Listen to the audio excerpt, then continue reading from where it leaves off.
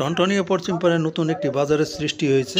সাবেক কাউন্সিলর আব্দুর রহিম সাহেব এলাকার মানুষের সুবিধার জন্য একটি বাজার সৃষ্টি করেছেন, উদ্বোধন করেছেন। বাজারটির নাম ওনার পিতার নামে মনিরউদ্দিন সাদিক। টনটনিয়া পশ্চিমপাড়াবাসীর অনেকটা সুবিধা হয়েছে। দূর দূরান্তে বাজার, কলোনি, রাজা বাজার ইত্যাদিতে আর যেতে হবে না। এখান থেকে বাড়ির কাছ থেকেই সে বাজার সেরে নিতে পারবেন। আপনারাও ইচ্ছা করলে সেরে নিতে পারেন।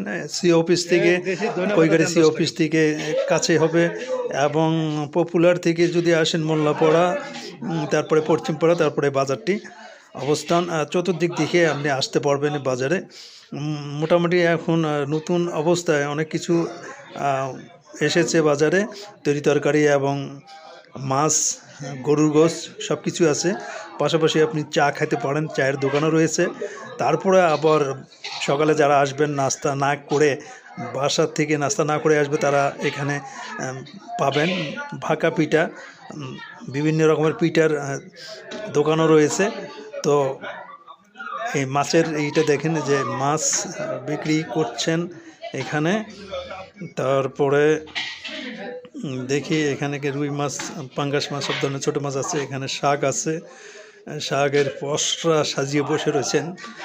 তারপরে এদিকে বিভিন্ন আলু, পটল, পেঁয়াজ, মরিচ সব কিছুই আছে। কফি আছে। এই যে এখানে মহিলা দুপুর পিঠা বানাচ্ছেন। এটা হলো মেইন গেট, মনিরউদ্দিন সাদিক, নতুন বাজার। এই পাশের দোকানটি হলো চায়ের দোকান।